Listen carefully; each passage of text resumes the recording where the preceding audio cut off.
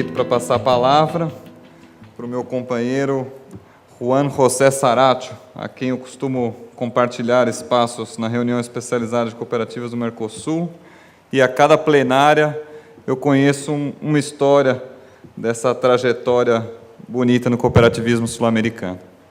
Por favor.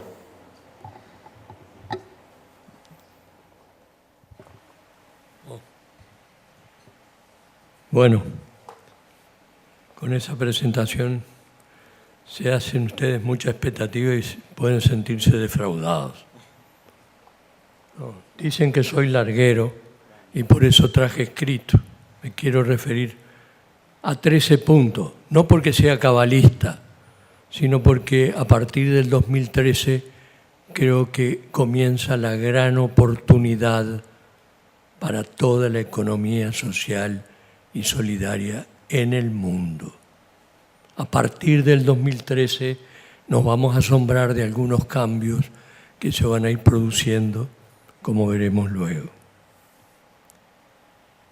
En primer lugar, reciban un saludo fraterno y solidario para todas y todos los aquí presentes, en nombre propio y de los demás compañeros del directorio del Instituto Nacional del Cooperativismo, INACOOP, integrado recientemente por la Ley General 14.807 del 24 de octubre del 2008 y decreto del 9 de septiembre de 2009. Agradezco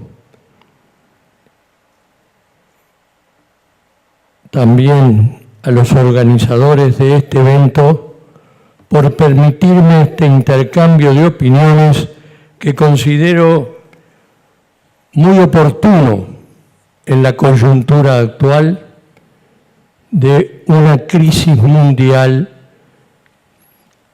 que comienza a ser estructural, dadas las herramientas, las tremendas desigualdades inherentes a un sistema que comienza a resquebrajarse y que solo puede equilibrarse con mucha unión latinoamericana sobre la base de una solidaridad creciente y auténtica. Y no me voy a extender en este tema porque el compañero ya lo retomara y se dijo también ayer, de esta crisis que son varias, no solo financiera, como dicen, o económica, sino también otras varias crisis como la del medio ambiente, la alimentaria, etcétera, y fundamentalmente la crisis de valor. Yo creo que con el trasfondo de todo esto, y ayer algo señalaba Humberto, hay un grave problema ético, es decir, en el sentido que el propio Humberto le daba a la expresión. Y bueno, y comienza por fallar la primer cooperativa, que es la familia. Y bueno, y después se hace muy difícil seguir construyendo otras iniciativas. En segundo lugar, comenzaremos con una aclaración previa. Existen distintos enfoques sobre lo que se entiende por economía social y hasta algunos dicen que resulta redundante, dado que toda economía en sentido estricto es social. Nos contamos entre los defensores del término adjetivado, dado el énfasis que se ha puesto por el pensamiento económico neoliberal, sobre todo en nuestros países latinoamericanos, se emplean procesos de decisión democrática y finalmente en la redistribución de ingresos se da prioridad a las personas y al trabajo en lugar de al capital. De esta definición se desprende que las organizaciones de economía social que cumplen con estos dos principios básicos son también, con estos principios básicos, son más de 2, son también movimientos sociales. Al decir de 2 estimados profesores con quienes tuve algún coloquio, como Jacques de Fourny de la Universidad de Lieja y Patrick de Beltere de la Universidad de Lovaina, se puede extraer una lección fundamental de la historia de la economía social, y son las 2 condiciones que han determinado casi siempre el éxito de las iniciativas en este campo. Para empezar, existe la condición de necesidad, sostienen ambos autores. Cuando la gente experimenta una presión económica o socioeconómica, se cierran filas y se busca refugio en las organizaciones de tipo mutualista, cooperativo o asociativo. En otras palabras, la economía social es, en primer lugar, una respuesta a las agudas necesidades de un grupo de gente. Las organizaciones de la economía social son en buena medida hijas de la necesidad. Y a continuación decían, está la condición de cohesión social. La economía social siempre es apoyada por la identidad colectiva de un movimiento social o por lo menos de una comunidad, decían estos autores. Las cooperativas, por otra parte, y las mutualidades más duraderas se encuentran además en el seno de un movimiento social o son llevadas por este cuya identidad social o cultural es o era muy fuerte.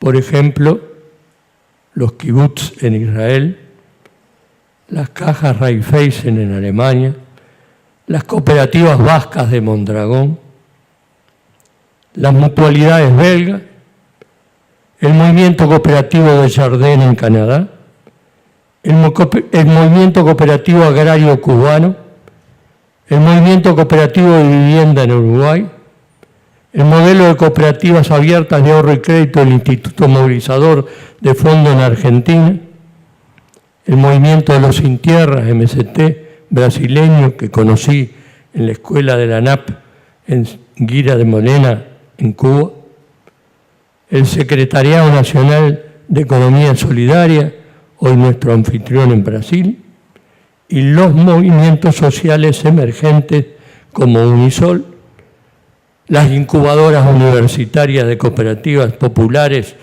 de tanto desarrollo en Brasil y que nos ha servido de modelo para implementar una similar en nuestro país, y otras experiencias ensayadas que serían múltiples, pido perdón si no he mencionado de algunos otros países. Estoy muy centrado en el Mercosur. Si se pretende fomentar la economía social y establecer el papel propio de cada agente, es importante tener siempre en cuenta estas 2 condiciones. No nos vamos a plantear que lo cooperativo o asociativo son la panacea para todos los males, pero sí reafirmamos que constituyen una poderosa herramienta de cambio en un mundo en transición.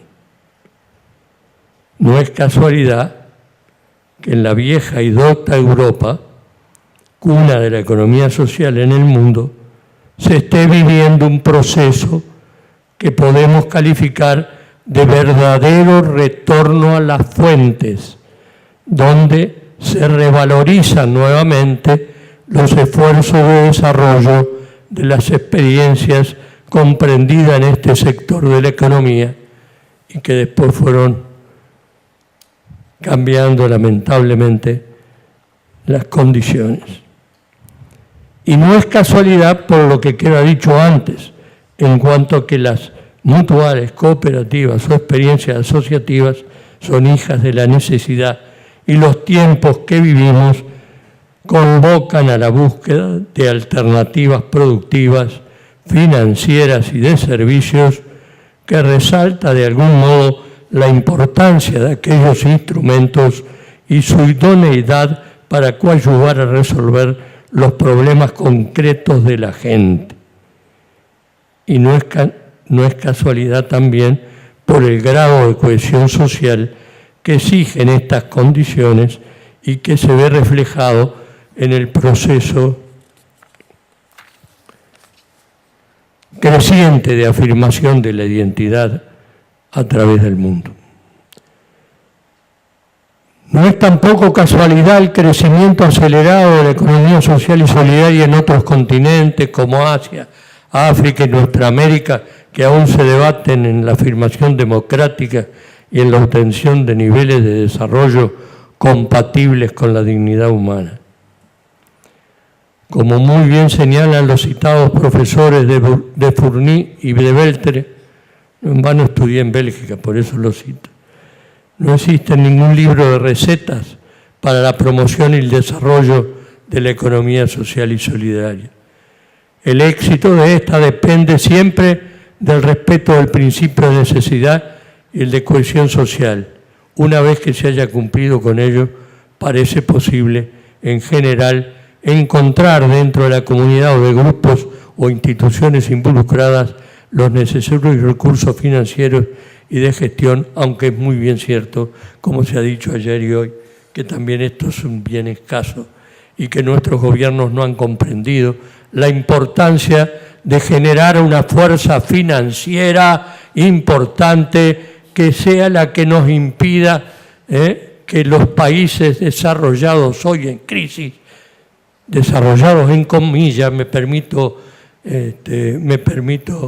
preguntarme cuán desarrollados son con ese entrecomillado, pero es muy fácil para ellos trasladarnos su crisis y la vamos a sufrir si no somos capaces de dar los pasos necesarios para unirnos más de lo que corresponde, que es lo que corresponde.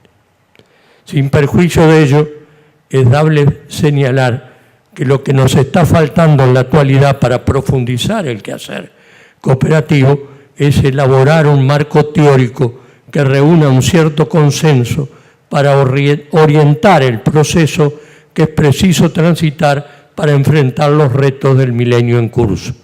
No en vano estamos en un centro de tecnología como este, y yo creo que las universidades de nuestros países tienen un rol muy importante a jugar en los próximos años, y bienvenidos toda esa bibliografía que está apareciendo de estudios de caso y demás, porque nos va a ayudar a todos a tratar de seguir confrontando ideas, pero hacer una síntesis que nos permita esa conjunción de esfuerzos que nos lleve hacia adelante.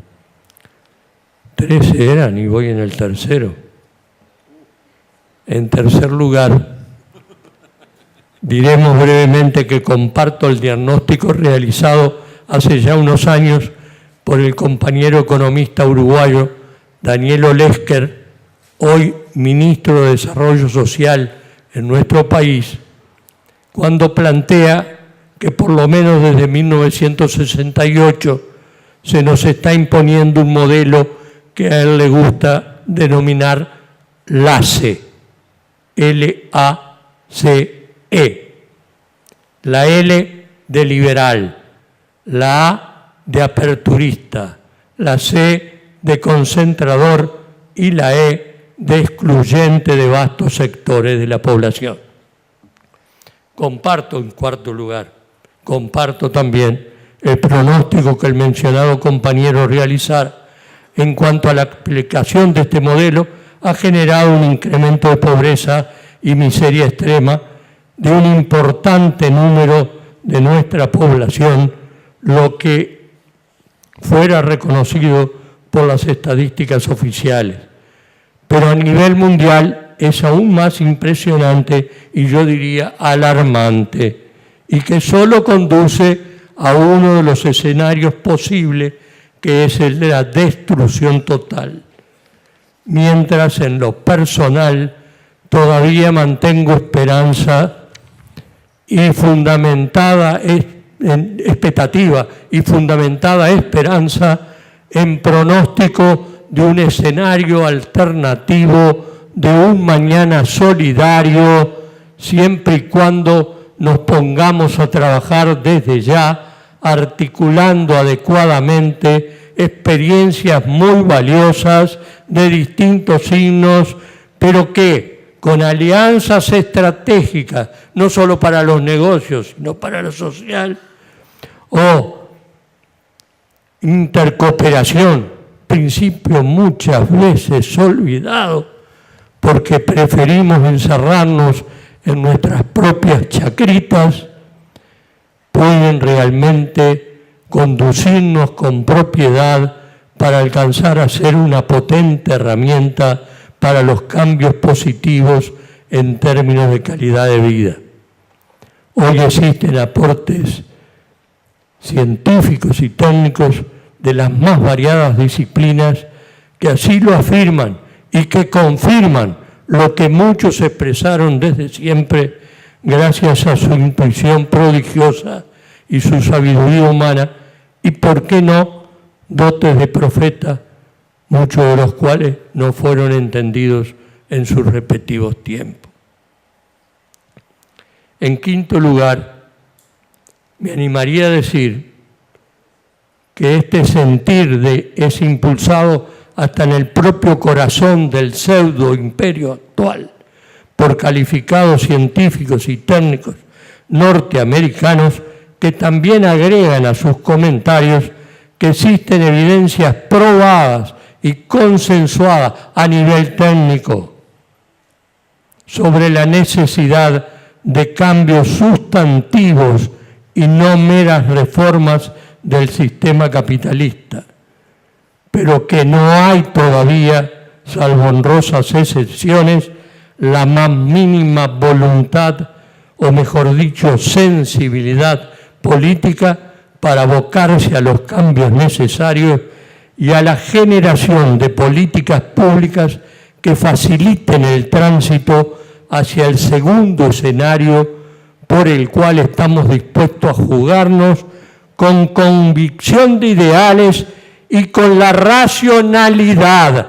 Sí, en un mundo cuyas características más notables son hoy la rapidez de los cambios y la incertidumbre creciente, reafirmo con la racionalidad que mejor articule necesidades, mente, o mejor dicho, pensamiento, gestión profesional, análisis de viabilidad no solo económica, sino también social, espíritu constructivo y amplio, corazón orientado a los cambios en calidad de vida de la persona y de todas las personas, y decisión con la mayor firmeza y ternura al mismo tiempo. Esta última expresión corresponde a Ernesto Che Guevara, quien preside la delegación de la República de Cuba ante la Conferencia Interamericana Económica y Social, CIES, efectuada del 5 al 17 de agosto de 1961 en Punta del Este, Uruguay, donde denuncia los planes del imperialismo contra América Latina. Con este motivo,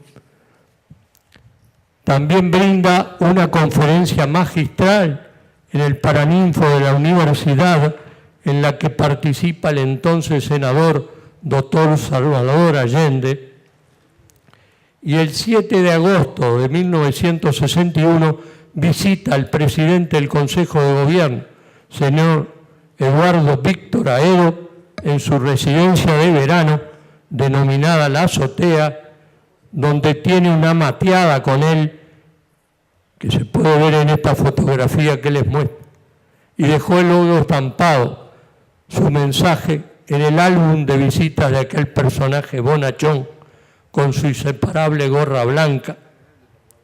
Pude llegar a leerlo al año siguiente y en aquella ocasión el Che, respetando la investidura de su anfitrión, le aconseja diciéndole: gracias a Eduardo Víctor Aedo por haber comprendido los principios de la Revolución Cubana, y recuerda que al enemigo siempre hay que tratarlo con la mayor firmeza, pero con ternura. En sexto lugar, estoy en la mitad, Dios mío, compartiendo pues el diagnóstico y pronóstico brevemente descrito, siguiendo un lenguaje médico en el plano de la terapéutica, proponemos avanzar con firmeza y ternura hacia la construcción de un modelo que para ser alternativo tiene que ser alterativo del statu quo. Y con el debido permiso y respeto por la denominación de Daniel Lasse, ¿se acuerdan aquel modelo que nos vienen poniendo desde 1968 por lo menos? El Lasse. Vamos a utilizar las mismas letras de aquel modelo, pero en sentido inverso. Nos animaríamos a denominar este modelo alternativo con la sigla ECAL, es decir, la E de equitativo con justicia social, la C de cooperativo solidario en un sentido amplio o comunitario en su profundidad conceptual, y si no que lo digan las comunidades indígenas. La A de afirmativamente democrático e incluyente o autogestionario en riqueza y sustancia de lo que ello implica. Y la L de liberador de la persona humana, hombres y mujeres de nuestro tiempo, o más simplemente dicho, liberador de toda la persona y todas las personas. Y todo esto no es un simple juego de palabras, sino que para su concreción se necesita una verdadera voluntad política de producir los cambios necesarios, tanto de mentalidad como de estructuras, que gradualmente conduzcan hacia una sociedad de los más, como me gusta denominar.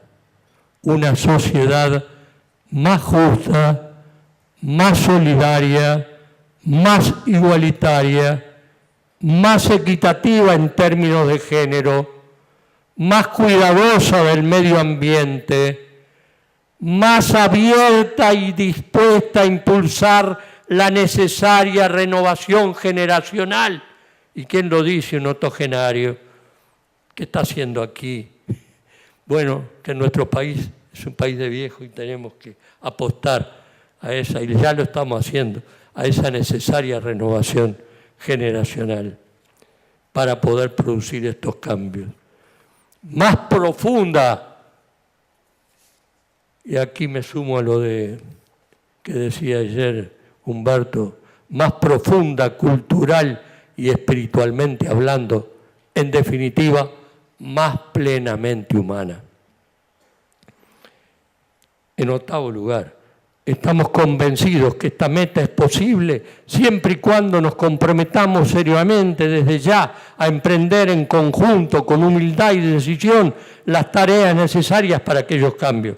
No tenemos tiempo en esta oportunidad para citar algunos testimonios de científicos y técnicos que nos animan a seguir investigando y actuando al mismo tiempo en dicha dirección, porque mientras exista vida humana sobre la Tierra y hasta en otros planetas y las galaxias que componen el universo, siempre podemos confiar en reacciones y hasta algún golpe de timón que nos permita enderezar hacia el escenario de un mañana solidario y evitar el otro escenario posible de la destrucción total. Los hombres y mujeres hemos cometido muchas locuras, fundamentalmente en el cuidado del medio ambiente, pero felizmente creo que no somos todas y todos suicidas. En noveno lugar, y es lo que pensaba destacar, más rápido, conociendo al menos alguna parte de las luchas y desvelos por la concreción en nuestro país de la Coordinadora Nacional de Economía Solidaria y la gestión de un marco jurídico adecuado para los emprendedores y sus asociaciones, debo mencionar al menos que la propia ley 18.407 del 24 de octubre del 2008 Al crear el INACOP hace algunas menciones que será preciso profundizar. Así el artículo 185 establece muy claramente: el Estado promoverá la aprobación de políticas públicas orientadas al sector cooperativo y de la economía social en general, facilitará el acceso a fuentes de financiamiento públicas y privadas y brindará el apoyo de sus diferentes ministerios y áreas en todo programa que sea compatible con los contenidos en los planes de desarrollo cooperativo.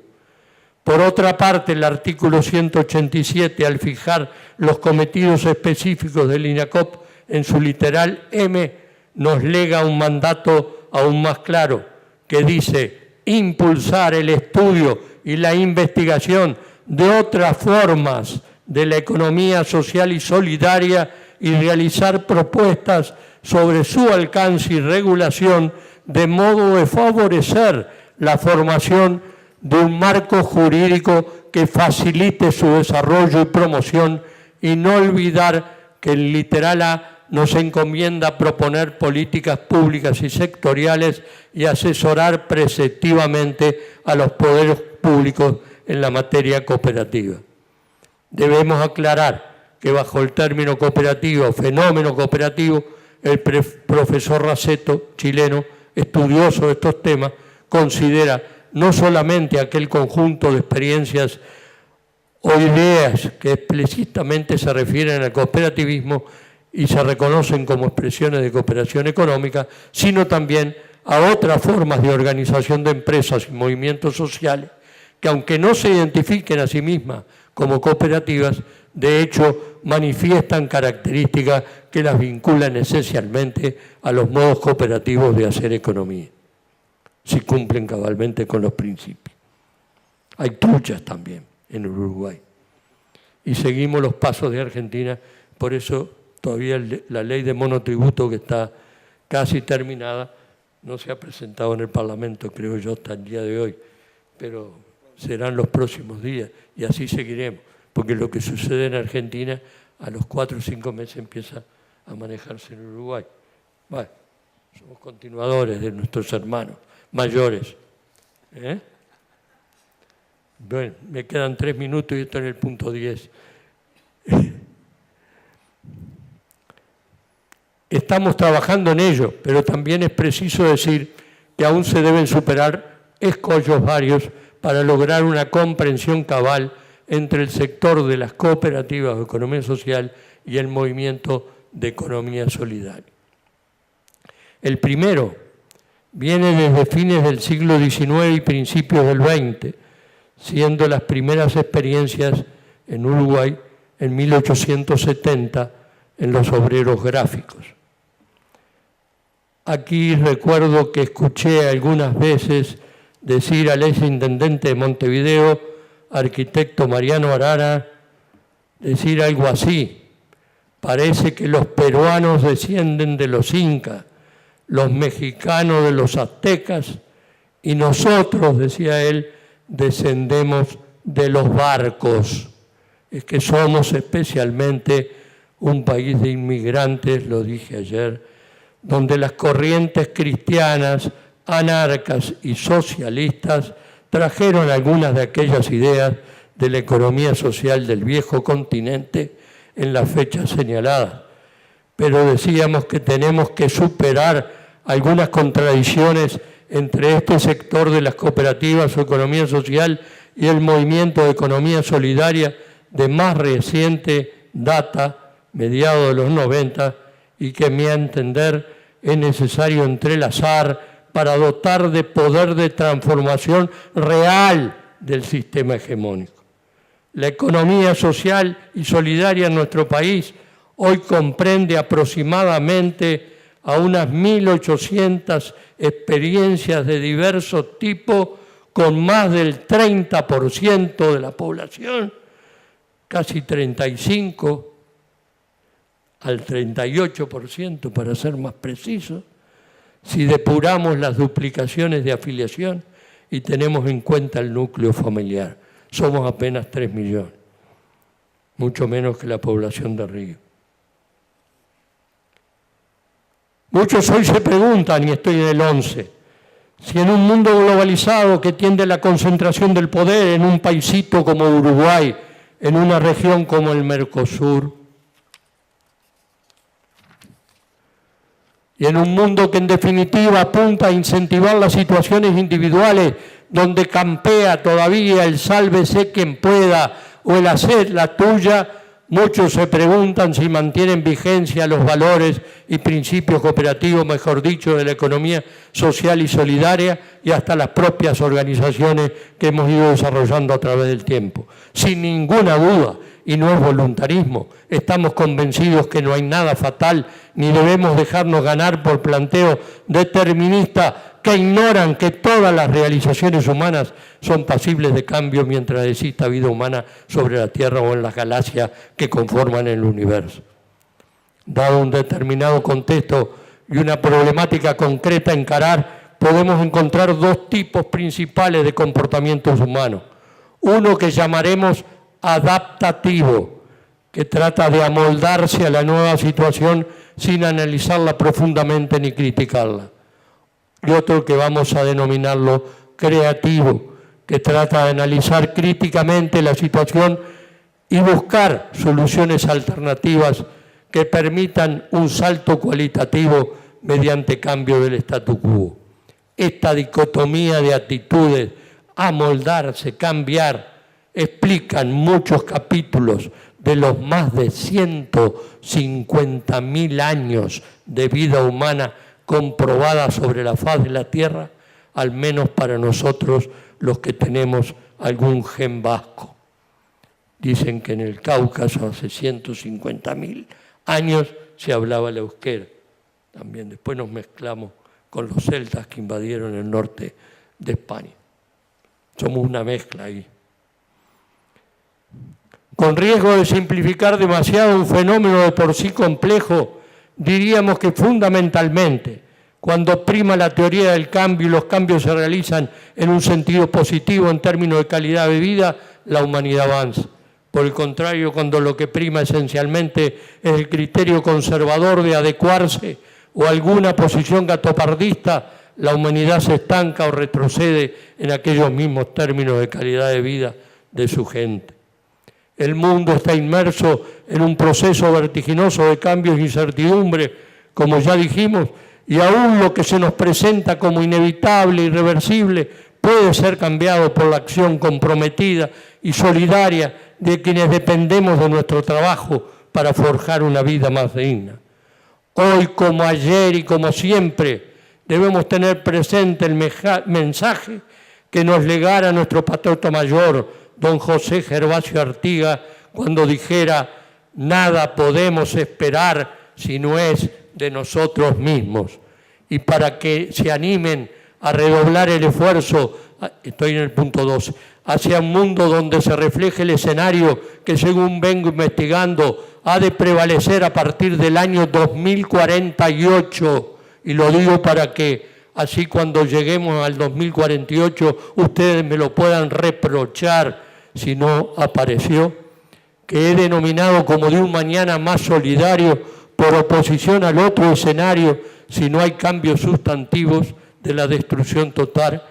Quiero dejarles un trazo semblanza de un personaje y obra clásico de los clásicos que aún se mantiene vigente luego de más de 400 años.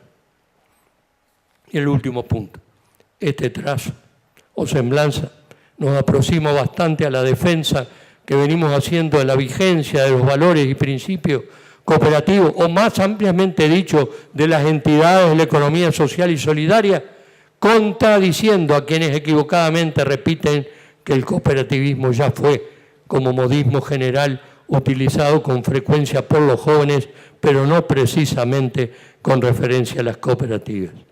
Sinceramente pienso que si tienen en cuenta lo que representaba y hacía este personaje, van a poder encontrar la fuerza para mantener una lucha muy justa, sin bajar los brazos nunca.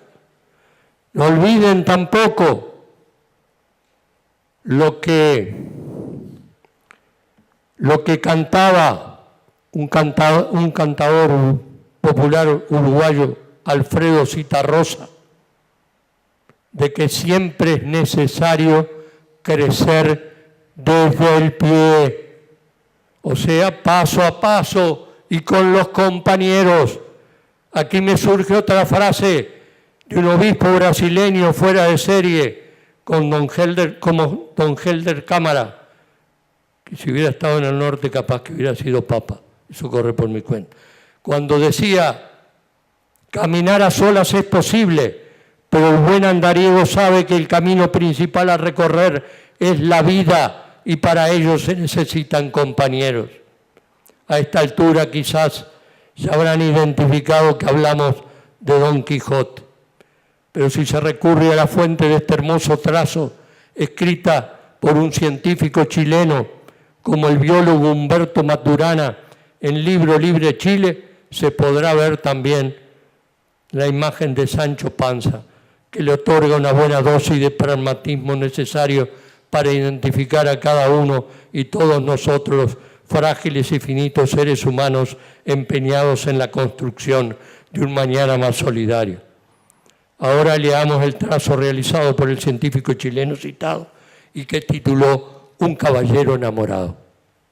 Tierno, enamorado, educado, amigo y defensor de los débiles, niños, ancianos, viudas, enfermos, presos. A todos estos valores caballerescos habría que agregar que era también bastante porfiado, llevado de su idea, diríamos por estos lados, y sufrido, muy sufrido, aguantador, digno, orgulloso, ingenuo.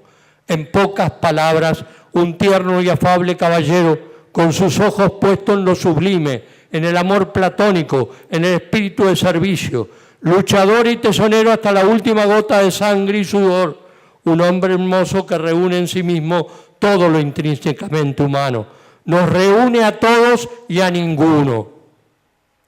Es el ideal, pero también es la realidad. Es como muchos, sí, como muchos, que van por la vida con la frente en alto, blandiendo la lanza de sus ideales, pegando sus buenos hablazos de vez en cuando, recibiendo otros cuantos más que de vez en cuando, cayéndose y levantándose. ¿No es este el resumen del ser humano, de lo mejor que hay en él, siempre aspirando a dar lo mejor a pesar de los descalabros y de las imperfecciones propias y ajenas? Don Quijote es aspiración y realidad, perfección e imperfección, simpleza y complejidad. Don Quijote es cada uno y todos nosotros, frágiles y finitos seres humanos. Y finalmente, para que nos ayude a discernir en este proceso de búsqueda entre cambios e incertidumbres, recurrimos una vez más al pensamiento de un querido educador brasileño, Paulo Freire, cuando nos enseñaba, a su vez aprendiendo, o cuando aprendía enseñándonos, como decía él. Somos seres condicionados, pero no determinados. La historia es tiempo de posibilidad y no de determinismos. El futuro es problemático, pero no inexorable. O somos un poco locos o no haremos nada. Si somos solamente locos, nada haríamos tampoco. Si fuéramos solamente sanos, tampoco haríamos nada. Solo hay una forma para hacer algo, decía él, ser locamente sanos o sanamente locos. Perdonen si me alargué.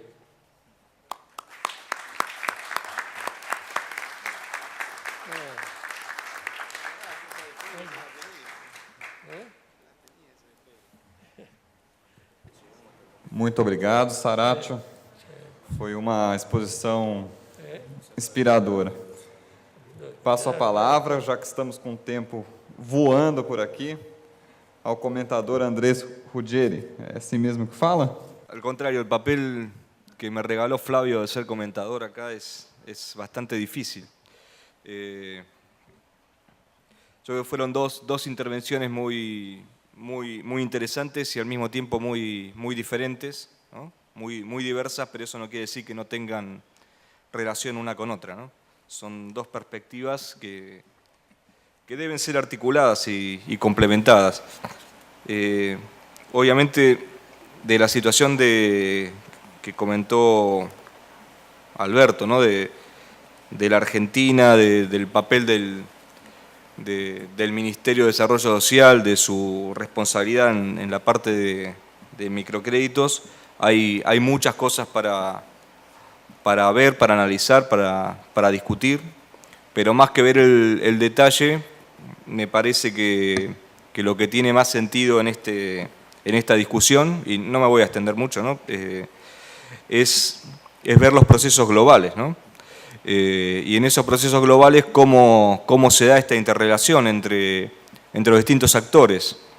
Y él lo mencionó, ¿no? En cuanto a esta relación, sobre todo entre el Estado y las organizaciones populares, las organizaciones sociales, en las cuales integramos a todo lo que tiene que ver con lo que sería la economía social y solidaria, y como dijo también compañero de Uruguay, ¿no? Esta articulación necesaria entre las nuevas tendencias y las nuevas formas de esta economía y el viejo movimiento cooperativo y también el viejo movimiento obrero, ¿no?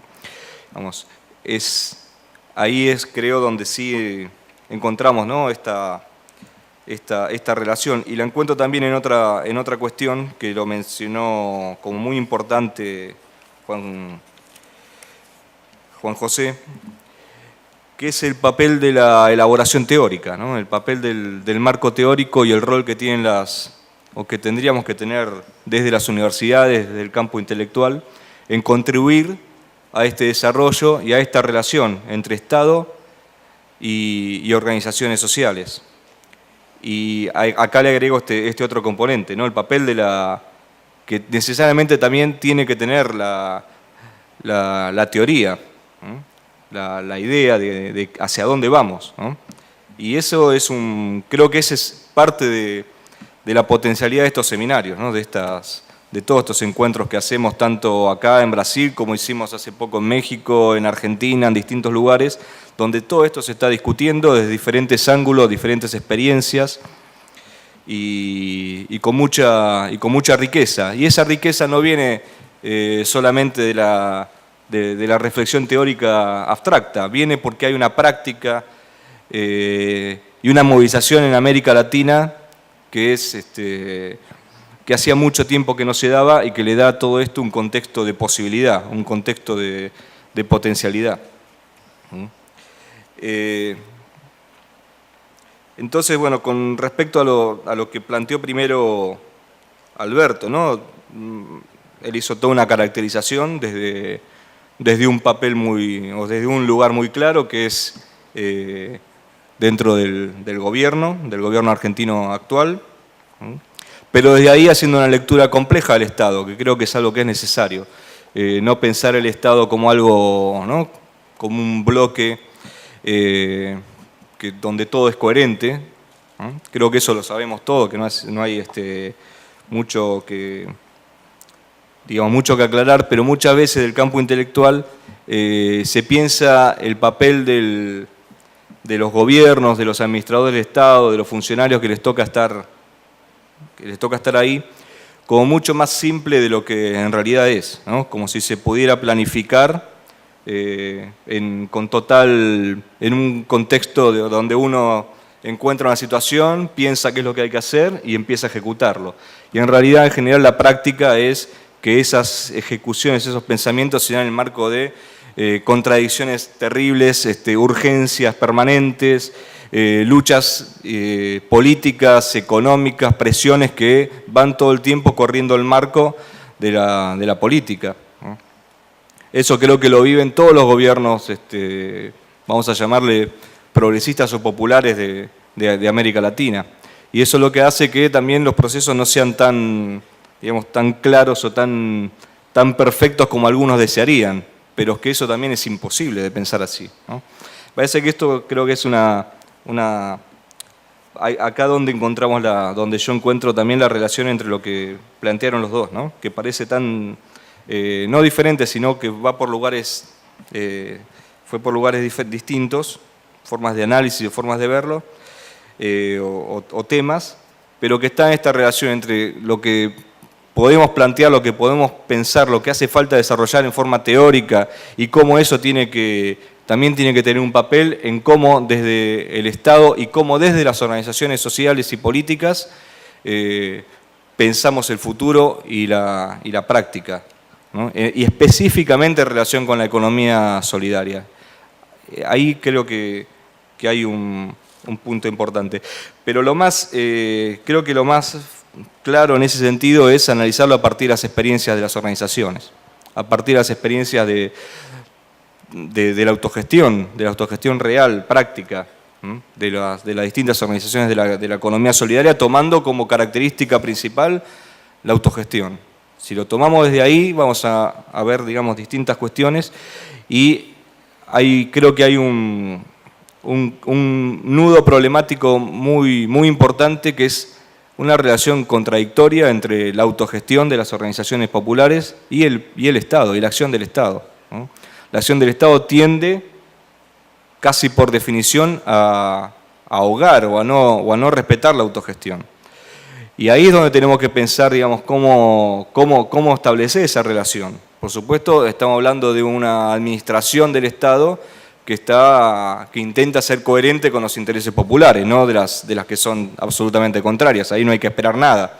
Todo lo contrario, son las administraciones o las gestiones políticas estatales que nos han estado gobernando hasta hace un poco tiempo en la gran mayoría de los países, y en algunos todavía lo hacen, ¿no? Por ejemplo Chile, donde son gestiones que hay que enfrentar, ¿no? Y esa articulación entre autogestión y Estado creo que depende más de las propias organizaciones que del Estado. Depende de la claridad y la fortaleza de las organizaciones.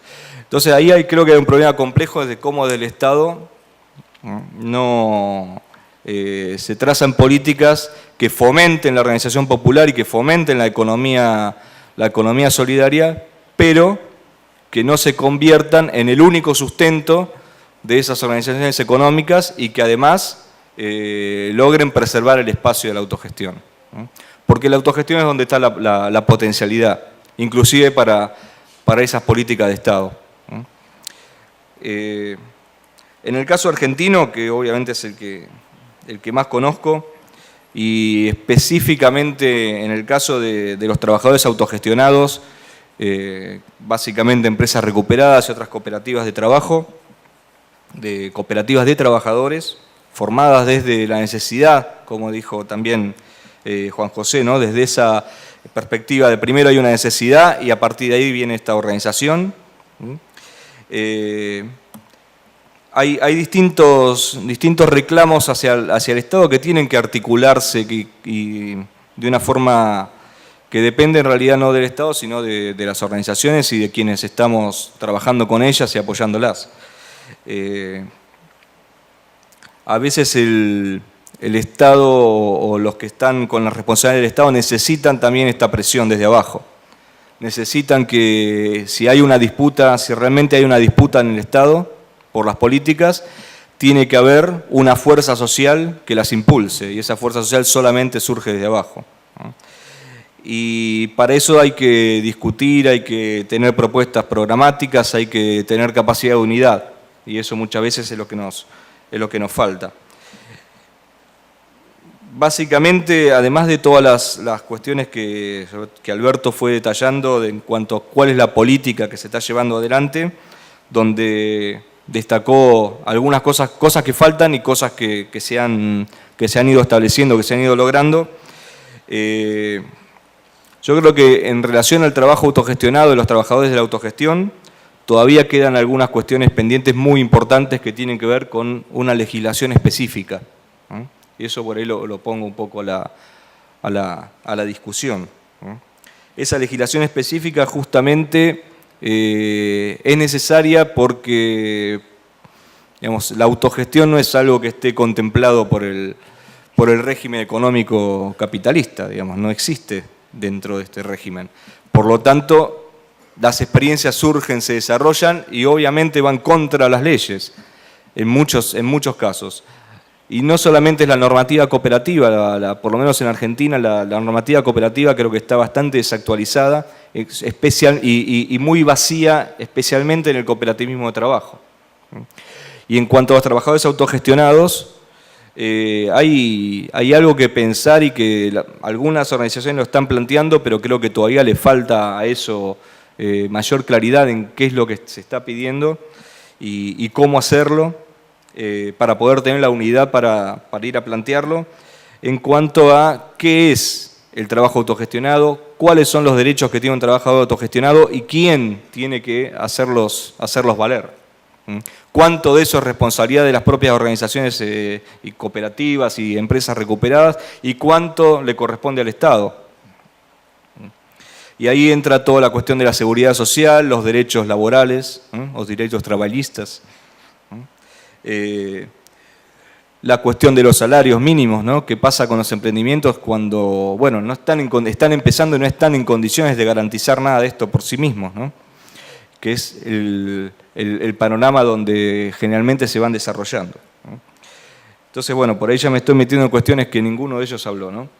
Pero sí creo que se desprenden de las intervenciones. Problemas que son problemas concretos y que hacen al desarrollo de las organizaciones de la economía solidaria, especialmente en aquellas que surgen de la necesidad de trabajo, sea de empresas recuperadas. Bueno, esta necesidad de trabajo existe siempre, ¿no? Pero las que surgen de trabajadores que antes fueron asalariados, ¿no? Y que han perdido en ese tránsito toda una serie de derechos y de conquistas que no necesariamente habían disfrutado, pero que sí, por lo menos en teoría, tenían, ¿no? Y bueno, repensar ahí a partir de eso en un contexto muy cambiante, de mucha tensión política, económica y social, que es el contexto latinoamericano actual.